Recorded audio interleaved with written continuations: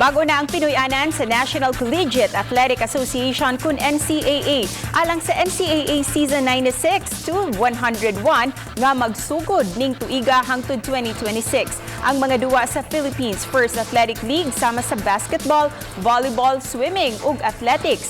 Makita na ninyo dinhi sa GMA Network ang landmark deal nga mulungtad sud sa 5 ka tuig ug tunga lakip na ang centennial year sa NCAA karong 2024. Isibya dinhi sa Kapuso Network nga dunay halapad nga coverage lukop nasod. Ang mga NCAA fans mamihimong mutanaw sa mga duwa sa GMA News TV o sa online streaming sa gmanetwork.com. Ang men's basketball finals iere sa Kapuso Network main channel ang GMA 7. Samtang ang mga viewers sa gawa sa nasod makakita sa mga duwa pinaagi sa GMA Pinoy TV.